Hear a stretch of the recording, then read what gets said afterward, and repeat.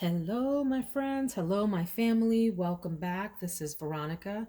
Thanks for joining me for my daily scent and makeup of the day video. It is Wednesday of Valentine's week, and I'm taking some time every day this week to give a shout out to a fellow YouTuber that has embraced me, shown me some love on my journey, and whose content I enjoy. So the YouTuber I would like to feature today is The Scent of Narcissus. The Scent of Narcissus.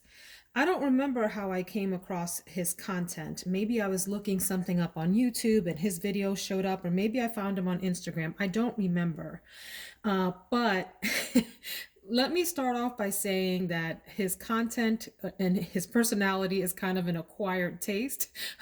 When I watched some of his videos the first few times, I was a little bit taken aback by his personality. He is who he is. Very colorful personality, and I will warn you that he cusses a lot on his channel. It depends where you are in the US regionally. You might say cuss, you might say curse. If you're in the Northeast, you might say curses, or I don't know how they say it in the Midwest. In the South here, they say the person cusses. So he cusses a lot on his channel, and it was a bit off-putting at first, but I powered through that. And I'm glad that I did, because as I got to understand his personality and his videos a bit more, it came to actually be rather entertaining to listen to him talk about fragrances. He's very, very passionate about the fragrances that he reviews. He spends a lot of time on each fragrance, really trying to get to know it during his videos, understanding the scent profile, understanding how the notes interact with each other, and giving you his very honest and sometimes brutal opinion and reviews of what he thinks of the scents. He has a pretty expansive men's collection. There are some unisex fragrances in his collection that I've connected with. I will also say that he has a really, in my opinion, great sense of humor. So as I watched his videos more, I started to binge on his content and just found him funnier and funnier with each video that I watched, and really kind of got into a groove with his sense of humor. And that's what I mean by being an acquired taste. So now I know what I'm getting when I tune into his channel, and I really enjoy his content. He's funny, he's entertaining, he's a little self-deprecating too, which also just adds to the humor. And it's just fun to watch. So check him out. That's The Scent of Narcissus, and I think that's his handle as well on Instagram. So follow him both on Instagram and on YouTube. He talked about a few fragrances that I really like. One that I'm not going to review today, I will review later. Let me find that bottle. Where are you? It is Fiji, right? From Guy Laroche, and I will do a review on that another day. Really interesting old school fragrance. But he spent some time with an icon in the fragrance world that I have sampled, and didn't actually purchase a full bottle. I purchased a different bottle, like a flanker of it.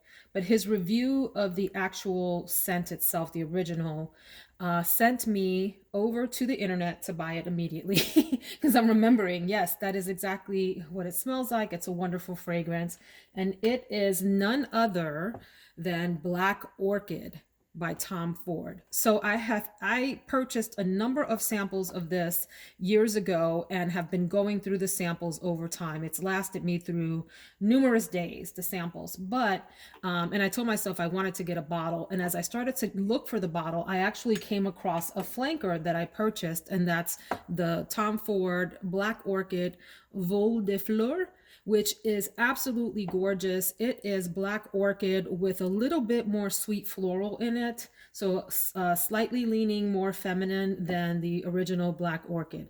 Both are really gorgeous, and I'm glad to have them in my collection. But anyway, so based on his review, I went ahead and purchased a bottle of this. The top accords here are woody, earthy, warm, and spicy. This is an incredibly polarizing scent, People either absolutely hate it or love it. Never heard of anyone talking about this sort of middle ground, like, oh, it's okay. People are either like, yes, it's in my top 10 kind of thing, or ew, why would anyone want to wear that? It is an oriental floral fragrance, and it says it's for women, but I really do think it is a unisex scent. And so the top notes here, there's a lot of notes in here, so let me go through these because it's worth it to think about how these notes blend together for this really interesting fragrance. Top notes: truffle, truffle. Think about that. Gardenia, black currant, ylang ylang, jasmine, bergamot, mandarin orange, and lemon. Okay, and then in the middle notes you have that orchid, spices, gardenia, fruity notes, ylang ylang, jasmine, and lotus. And then the base notes, this combination here is amazing. Mexican chocolate, patchouli, vanille, incense, amber, sandalwood, vetiver, and white musk. So it's an incredibly complex note structure here. This one opens a little bit offensive to me. When I first spray it on, I do get that, ooh, I don't know what I think about this reaction. It's not gross and it's not unpleasing. It's just, ooh, I don't know what I'm smelling here. But it's also alluring in the sense that while it's a little off-putting, you're also really sort of drawn in and wanting to understand what it is that you're smelling. So it's not repulsive, I guess is what I'm trying to say. It is strange and alluring is how I would describe it. As it starts to settle down on the skin, it is, I think, this really peculiar, weird, strange, floral, warm, spicy, even like a little hint of gourmand in the background. And I know there's nothing gourmand about the scent profile, but it comes off to me like a little, like a pastry note to my nose. It's, again, complicated and complex, draws you in, keeps you sniffing for more.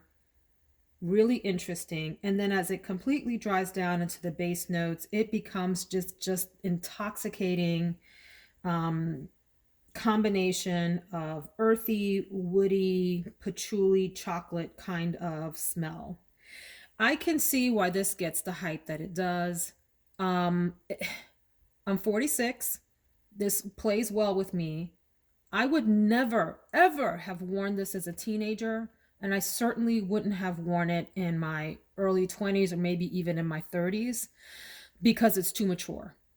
And it's not mature in an old-fashioned kind of way. It's mature in the sense that it's sophisticated and complicated.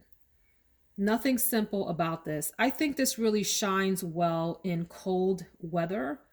I've not worn the samples that I had of this, right? I've not worn it in the summertime at all. I could see this being really delightful in the fall as it starts to cool down, and even in the spring. I think this would work well on men or women. It is a powerhouse of a fragrance, really deserves the hype that it gets, incredibly well blended with a tremendous set of notes that are really opposing, if you think about it, some of these notes in the structure here. You would think you would not put these together in one fragrance. So I love this. So I have a top 10 list that I started off my channel with. I think this is really close to being part of that list or somewhere close to it. I love it. And by the way, my husband loves both the Black Orchid on me, and he especially loves the Vol de Fleur on me. He finds it intoxicating. He can't stop sniffing me. He thinks it's really quite sexy. So thank you, Scent of Narcissus, for turning me back on to Black Orchid. And ladies, if you're interested, he happens to also be very good looking, and he does a number of shirtless videos if you're into that. I'm happily married, so that's not what draws me into the content, but you might enjoy it, so go check him out. All right, now we're going to go look at the makeup of the day. Before we talk about the makeup, I did want to show the bottle in just regular lighting. I had one person comment on a video that it's hard to see the bottles with the lighting that I use over in the perfume section of my world, and I understand. And so I just wanted to make sure I showed this gorgeous bottle that has this ridge design on it, with the gold plating and then this little sort of gold lasso across the top that has Tom Ford or TF embossed in it. So I really appreciate the aesthetic of the bottles, very sleek. And I also wanted to say that there is a chocolate note, as I mentioned, that Mexican chocolate in the base. And interestingly enough, I pick up something sweet in the middle, like something that, like I said, just a hint of like this gourmand thing going on in the very background of it, although it's mostly like this floral, interesting, weird mixture in the middle. But in the base, I do get that chocolate, but not a sweet chocolate. It's like a dark, mysterious chocolate note in the base. Okay, so makeup of the day. I guess who's the star of the show today? Hint, it has star in the name. You got it. It's the Natasha Denona Star Palette. Ding, ding, ding, ding, ding. So we'll talk about that in a little bit. Rather than run through all the products today like I usually do, let me just highlight a few in here. Who wants to get featured? Talk to me. Which one of you want to talk to the people? Let me go here first to the L'Oreal Infallible 24 Freshware Foundation. This particular one is in the color 460 Golden Beige. I have 450, which is too light for me, and I have 480, which works well on days when I'm especially tan. Love this foundation. This is one of the best drugstore options for foundation. It rivals any high-end and any luxury foundation, goes on well, doesn't dry down too much. That's not what I meant to say. It doesn't get too dry on your face. It does leave your face, your skin looking, I think, natural with a decent amount of coverage and goes all the way through the night. This is an incredible performer. I've never worn a foundation for 24 hours, so I can't comment on whether it actually stays fresh for 24 hours. Maybe you have, and you can tell us what you think. I also love the Dior Forever Skin Correct concealer. I have this in two colors. This one is 3W or 3 warm. So you might ask yourself, by the way, the reason I love this is because it's very skin-like and it's a little bit illuminating and dewy, gives you sort of a radiant look. Some people don't want that on their under eyes. I don't mind that. Why? Because I moisturize under my under eyes heavily. And then I do what? You already know. I go in with the Becca Anti-Fatigue Under Eye Primer, which helps to sort of even out the fine lines before I add concealer. You might ask, why am I using a concealer that's darker than the foundation? Sometimes that works and gives you an even more natural look. I know the trend for many years has been to get a concealer that's lighter and to lighten up the areas where you put concealer. And that's fine, that works too, but there's also something to be said for the reverse, which gives you a more natural effect. So that's a little tip for you. Try that out and see what you think. Okay, let's also then talk about an inexpensive alternative to the Charlotte Tilbury Hollywood Flawless Filter, and that's the L'Oreal Gloomy Lotion. Not Gloomy, it's Gloomy Lotion is what it's called. I have mine in medium 903. The idea behind this is that, well, two things. You can use this, you can mix this with your foundation if you want to make your foundation more dewy. I have done that and I look absolutely ridiculous, so I will never do that again. I look, you guys, like someone sprayed my face. Someone sprayed my face with glitter. It didn't leave glitter, but my face looked glittery. It was awful. I was so shiny. I hated it. So anyway, but what I do is after I put my foundation and everything on, I'll take this and just sort of dab it on places where I might put highlighter. And it gives just a little bit of extra shine. I don't think the camera is even picking that up. So you just have to trust me. Just a little bit of shine on the high points of your face. And it's a very natural look if you use it sparingly. I will also talk about another drugstore alternative to high-end powders and so forth. I have two powders here. What am I doing? Who am I today? Can we talk about that? And that's the Maybelline Fit Me Loose Finishing Powder. I have it in two colors, a light medium, and then I think the other one's just medium. What color are you? Yeah, just medium. And this is a really nice powder to, with a big fluffy brush. Like I have the Scott Barnes number 67 big fluffy brush. I will just dip it in there. You know, I'll always tap off the excess and then go into my T-zone, which I mean, what I mean by that is the area right above my eyebrows on my forehead that gets oily, and also on my nose and my cheek area. And I'll just dab it super duper light, the lightest dusting to help the foundation stay put all day and not go anywhere, because I have an oily T-zone. Let's also talk about this, and then I'll go into the palette. This is the Hourglass Ambient Lighting Edit Mini Sculpture Unlocked. And it's newer this year, and it looks like so. And so what you get in here, one is a bronzer, you get a blush, and what are they calling the other two? Finishing powder and strobe powder. No. Yeah, they call this a finishing powder. So you can use it as a finishing powder, meaning once you finish your whole look, you can take another big fluffy brush, go in there and just very lightly pass it along the perimeter of your face and maybe onto your cheeks. And it helps to give just the slightest luminosity to your face and blur out the finished look ever so slightly, but it does have a big effect in the end.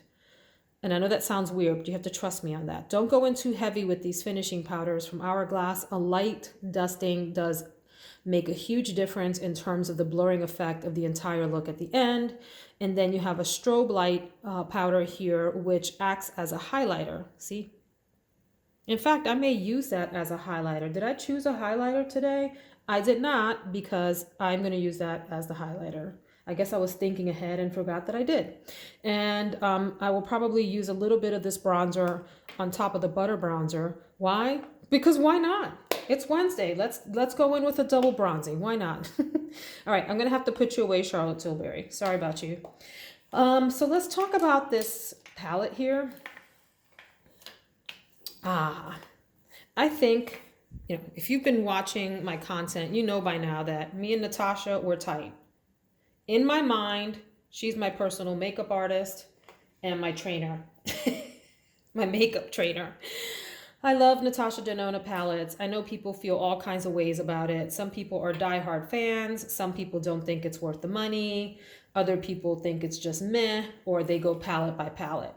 I love all of her mid-size and large palettes like this. Let me tell you what I mean by mid-size.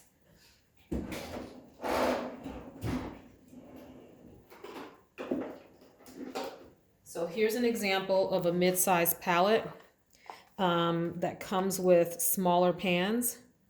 And then this one is a larger palette that comes with larger pans. That's what I mean by that. So I have all of the mid-size palettes that she has released and all of her large pan palettes. And they are like special treasures to me. No one can tell me anything wrong about Natasha's palettes. I love them. And so this Star palette, I resisted for a while because it is, to me, rather high priced, and I never saw it go on sale, and I like to buy my products on sale. And so for Christmas this year, I put it on my wish list, and my older sister was kind enough to pick it up for me.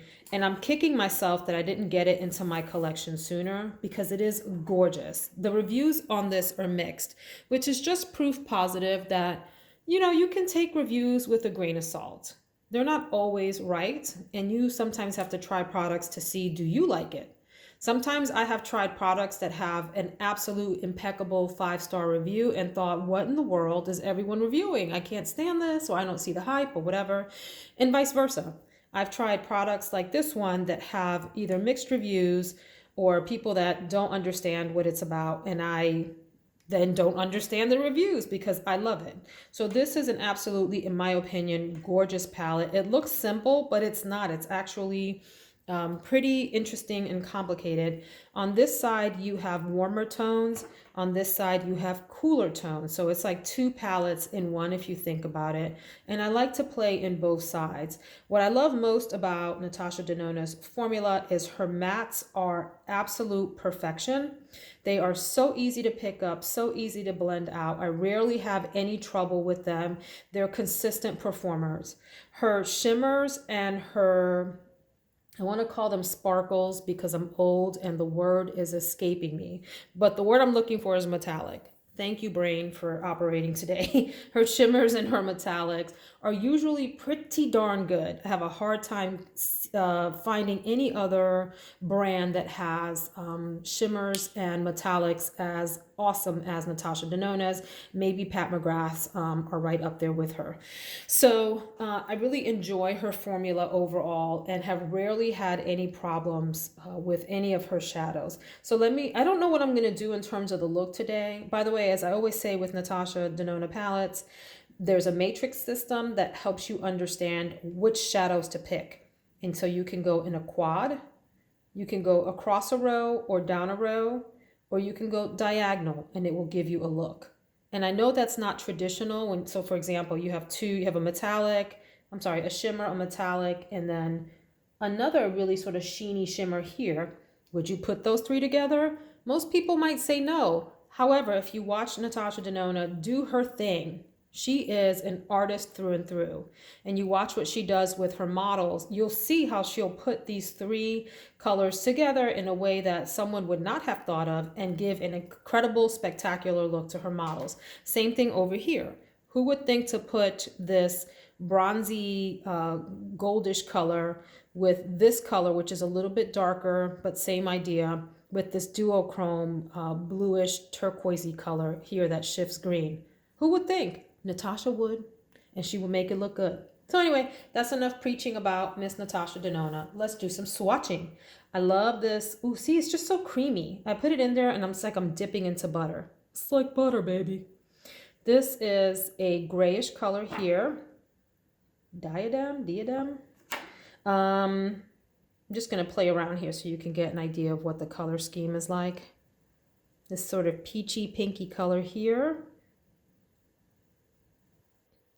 Ooh, how fun is that? That's also like a topper shade.